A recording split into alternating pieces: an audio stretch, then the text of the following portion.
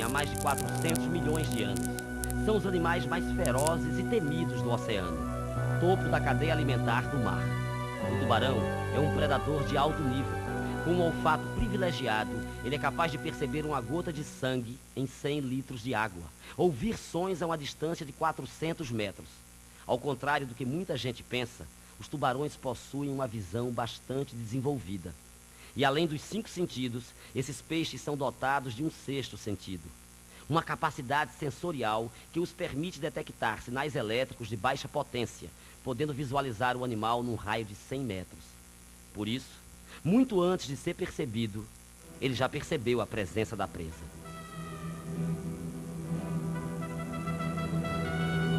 Ninguém sabe explicar direito como teve início esse fascínio e este pavor que as pessoas sentem em relação ao tubarão. Pesquisadores acreditam que durante os combates da Segunda Guerra Mundial, dezenas de aviões americanos foram derrubados no Oceano Pacífico. Milhares de soldados acabaram morrendo devorados por tubarões, espalhando pânico pelas tropas americanas. Na realidade, o homem tem conseguido dominar quase todos os ambientes, né? Um dos ambientes em que ele não conseguiu ainda dominar totalmente é o mar. E o antropocentrismo faz com que o homem queira ser sempre o centro e o grande chefe de tudo. E acontece que no mar existem as suas hierarquias e tubarões não foram ainda totalmente, por não serem totalmente conhecidos, não conseguiram ser totalmente dominados. Então, isso faz com que o homem tenha medo, o homem se sente inseguro em relação a um ser que não é totalmente conhecido e que tem características de dominação num ambiente em que não é, que é um ambiente em que o homem é uma criatura, é um ser estranho, né?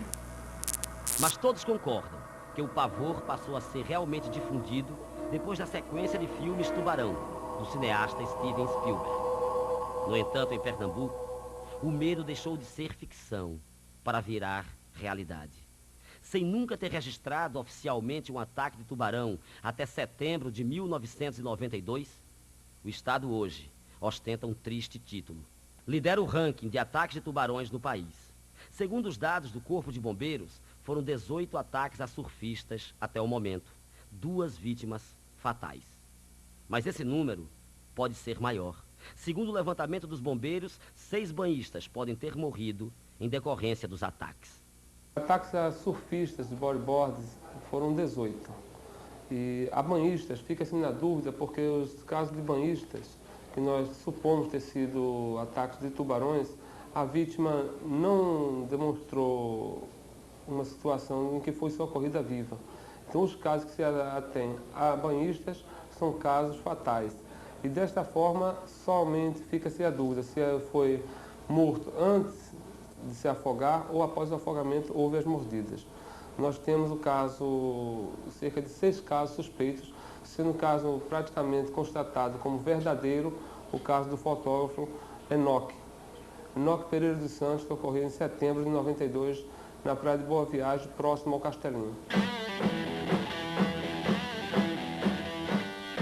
Acostumados a desafiar as ondas, os surfistas pernambucanos passaram a enfrentar um novo desafio: o tubarão. Os que sobreviveram aos ataques tiveram parte do corpo mutilado. As histórias desses garotos se confundem, mostrando o lado trágico das vítimas dos tubarões. Aí entrei no mar, né, sem medo, porque eu pensava que nunca podia acontecer isso comigo, né. Aí, então, eu dei uma chuva. Eu saí do mar, esperei a chuva parar, entrei para pegar a última onda, só que eu não consegui. Aí quando eu olhei pro relógio era 4 horas e senti um puxavão na perna, puxando para baixo d'água assim. Quando eu percebi, eu estava sendo atacado, né? Depois de um tempinho, senti que meu pé foi arrancado e virei na prancha e saí remando. Aí a galera tava surfando. Quando viu, me separei do pessoal e o bicho pegou na perna, atrás. Aí eu comecei a gritar, pedi pro pessoal sair. O pessoal desesperado saiu remando, correndo. Ficou esperando eu sair na beira. Aí consegui me livrar do tubarão. Consegui pegar uma onda e sair.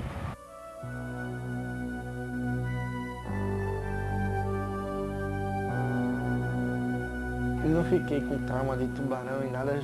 Também fiz até um trabalho no colégio sobre o tubarão e não tenho raiva, nada de matar, vou matar esse bicho e tal, porque eu estava no habitat dele, né? Uma coisa que ocorreu um acidente, não foi culpa dele, não foi culpa, eu acho que não foi culpa de ninguém ali, né? Esse é meu trauma, eu consegui superar, não estou mais tendo sonhos, não tenho mais medo de entrar no mar. Ali em Boa Viagem eu não surfo mais, do Suape pra lá não dá pra surfar não. Eu tô surfando aqui em Porto de Galinhas, não tem trauma nem esses negócios não. A série de ataques nas praias de Candeias, Paiva e Boa Viagem e o decreto governamental proibindo a prática do surf nessas áreas levou grande parte dos surfistas a migrarem para os mares do sul. Hoje, a praia de Maracaípe, a 80 quilômetros do Recife, é a meca do surf pernambucano.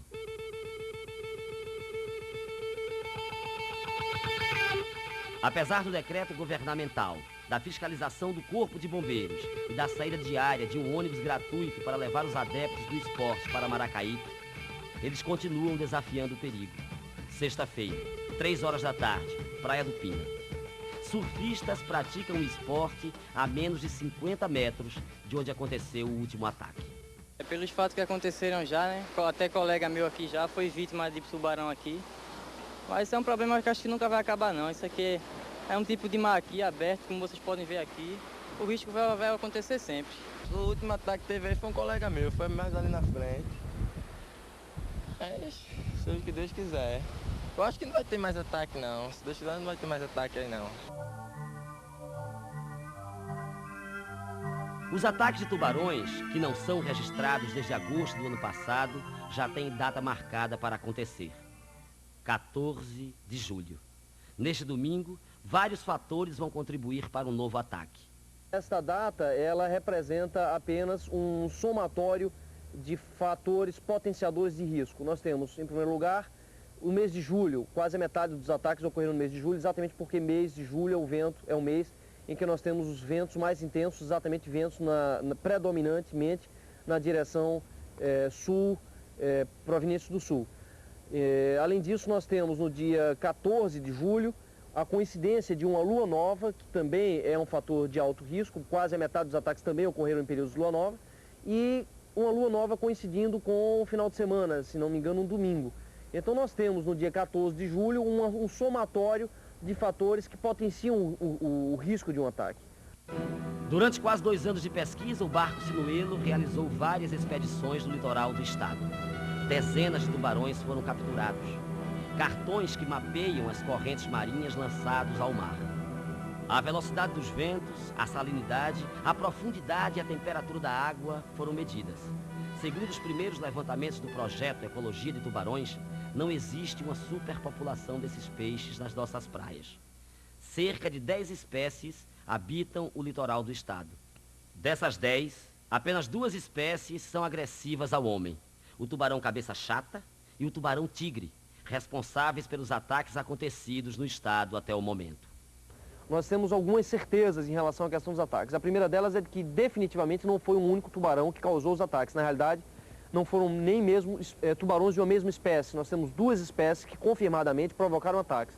O cabeça chata, que é o Carcarhinus leucas, e o tubarão tigre, que é o Galeocer do Cuvier. O tamanho dos exemplares que provocaram os ataques variou desde um pouco mais de 1 metro até cerca de 3 metros de comprimento.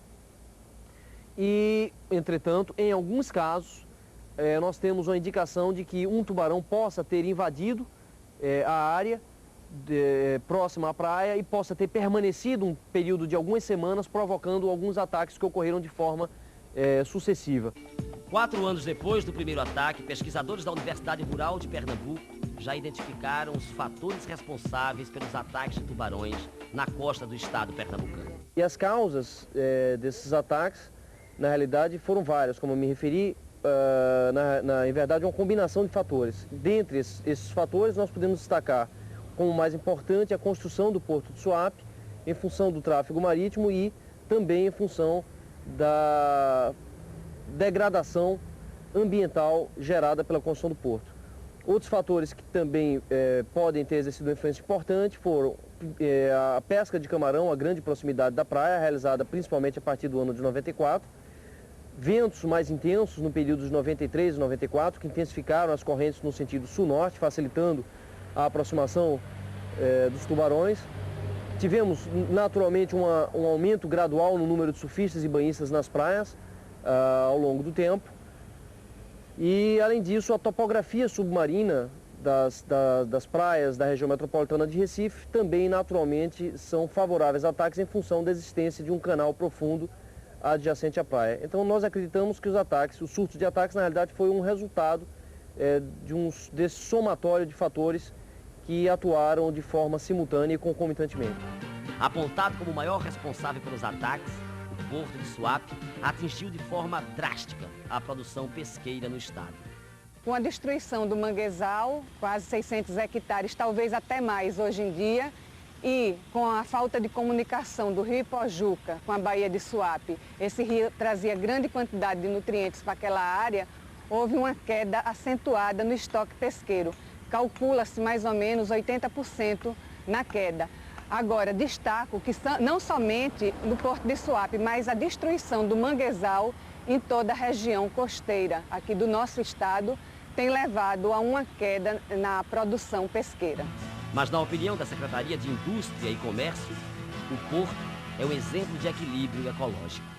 Na verdade, essa postura de Suape, que é uma postura emanada do governo, e não é só desse governo, é de todos os governos, tem caracterizado o Porto de Suape como um porto que protege a natureza, um porto que convive harmonicamente.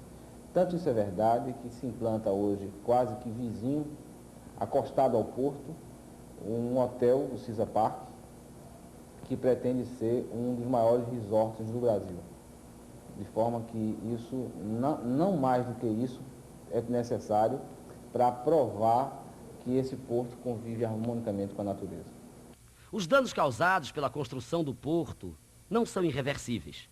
Soluções são apontadas por pesquisadores. Dois aspectos. O primeiro seria o replantio do manguezal em toda a área, para que a produção pesqueira volte a ser, pelo menos não como era, mas que aumente, tenha um incremento bastante grande na produção de peixes e crustáceos e moluscos. E segundo, eu sugeriria que o rio Ipojuca voltasse ao seu curso normal, porque reduziria a quantidade de sedimentos que está entrando no porto, evitando um custo tão alto de dragagem.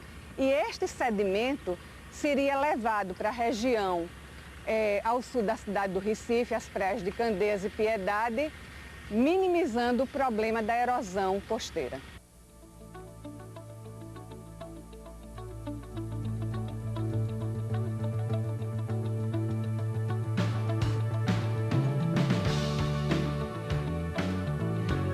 Um desequilíbrio ambiental não é um problema fácil de ser contornado, mas há exemplos de ambientes onde tubarões e seres humanos podem viver harmonicamente. Fernando de Noronha faz do contato com esses peixes uma atração turística à parte, mostrando que os tubarões não são o diabo que muita gente pensa.